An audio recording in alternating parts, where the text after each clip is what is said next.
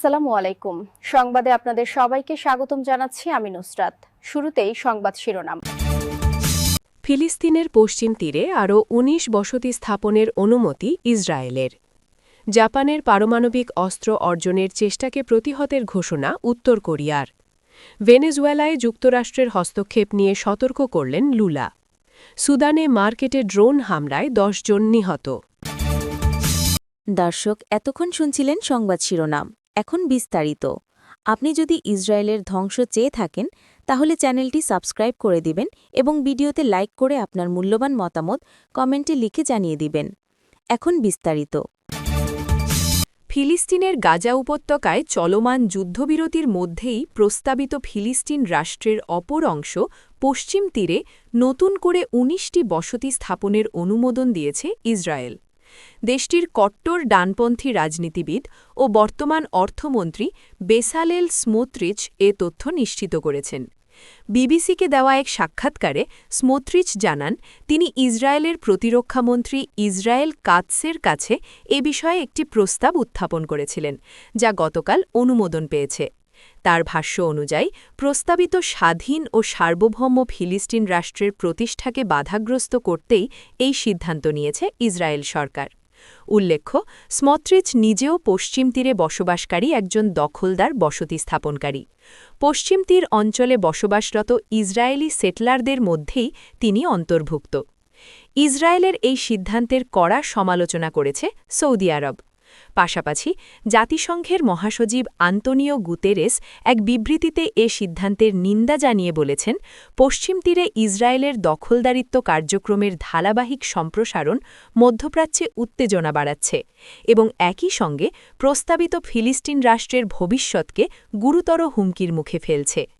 দীর্ঘদিন ধরেই আন্তর্জাতিক আইন উপেক্ষা করে পশ্চিম তীরে বসতি স্থাপনের মাধ্যমে ধাপে ধাপে ফিলিস্তিনি ভূখণ্ড দখল করে আসছে ইসরায়েল।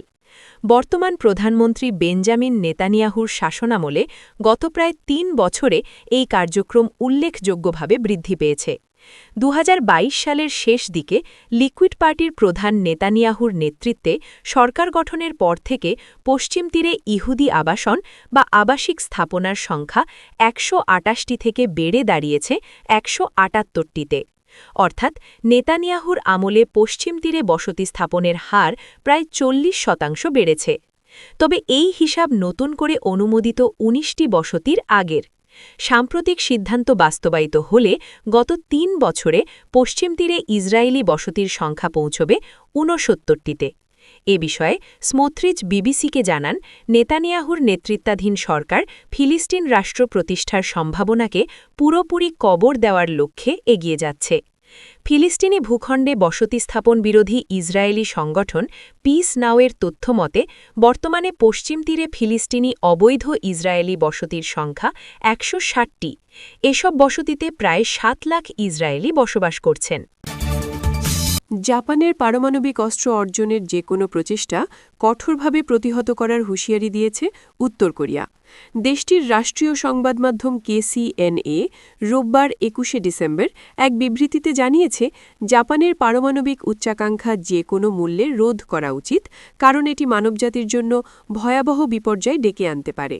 উত্তর কোরিয়ার পররাষ্ট্র মন্ত্রণালয়ের অধীন ইনস্টিটিউট ফর জাপান স্টাডিজের পরিচালক এক বিবৃতিতে বলেন, জাপানের পারমাণবিক অস্ত্র অর্জনের চেষ্টা শুধু এশিয়া নয়, পুরো বিশ্বের জন্য মারাত্মক ঝুঁকি তৈরি করবে। তার ভাষায়, জাপানের পারমাণবিক হওয়ার প্রচেষ্টা মানবজাতির জন্য এক মহা বিপর্যয় বয়ে আনবে। যুক্তরাজ্য ভিত্তিক ইন্ডিপেন্ডেন্ট জানিয়েছে, উত্তর কোরিয়ার এই প্রতিক্রিয়ার পেছনে রয়েছে জাপানের প্রধানমন্ত্রীর কার্যালয়ের এক কর্মকর্তার সাম্প্রতিক মন্তব্য। জাপানের বার্তা সংস্থা কিয়োদো নিউজের খবরে বলা হয়, ওই কর্মকর্তা প্রকাশ্যে বলেছেন, টোকিওর পারমাণবিক অস্ত্র রাখা উচিত। এই প্রেক্ষাপটে উত্তর কোরিয়া দাবি করেছে, এটি কোনো বিচ্ছিন্ন বা বেপরোয়া মন্তব্য নয়, বরং জাপানের বহুদিনের পারমাণবিক অস্ত্রায়নের আকাঙ্ক্ষারই প্রতিফলন। উত্তর কোরিয়ার মতে, জাপান তাদের তথাকথিত অপারমাণবিক নীতি পুনর্বিবেচনার কথা বলে কার্যত একটি লাল রেখা অতিক্রম করেছে। বিবৃতিতে বলা হয়, জাপানের কর্মকর্তাদের মন্তব্যগুলোই বলে দিচ্ছে টোকিও এখন প্রকাশ্যেই পারমাণবিক অস্ত্র অর্জনের বাসনা জানাচ্ছে।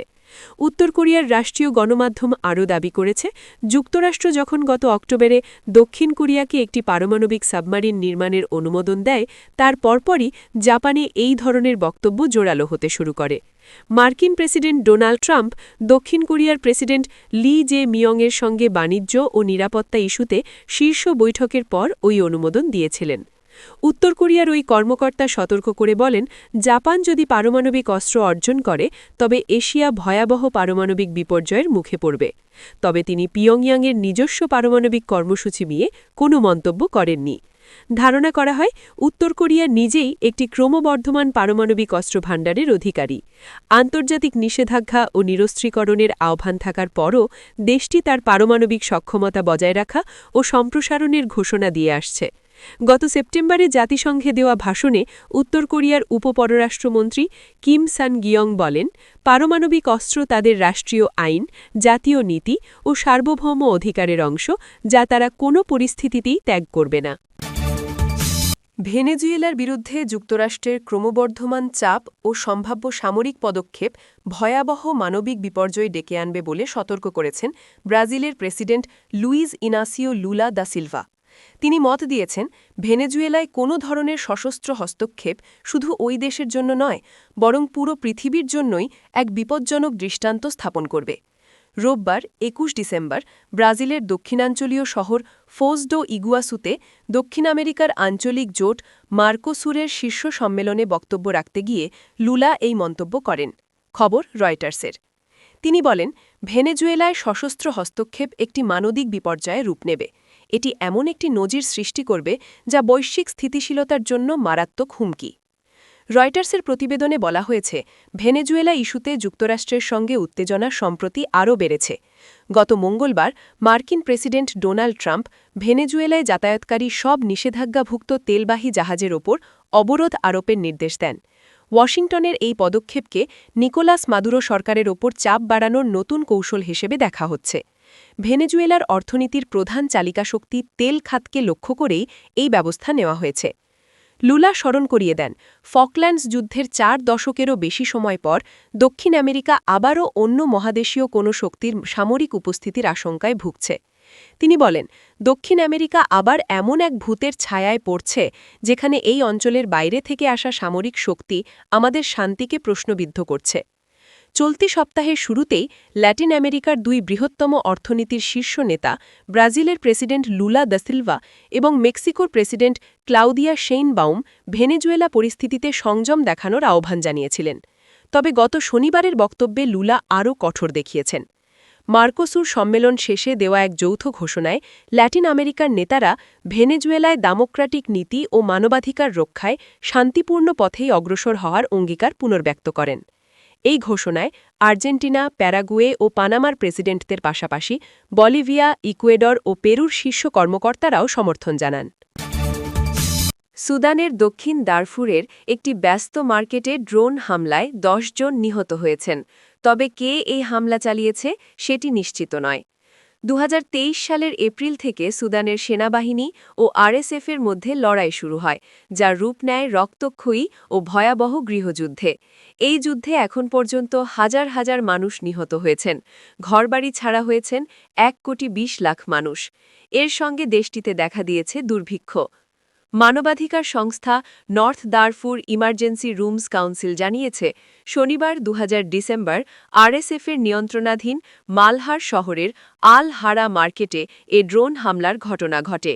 তবে কারা হামলা চালিয়েছে সেটি জানায়নি সংস্থাটি। ড্রোন হামলার পর অসংখ্য দোকানে আগুন লেগে যায় এবং অবকাঠামোর ব্যাপক ক্ষতি হয় বলে জানিয়েছে তারা। আপনি যদি আমাদের চ্যানেলে নতুন হয়ে থাকেন তাহলে চ্যানেলটি সাবস্ক্রাইব করে দিন।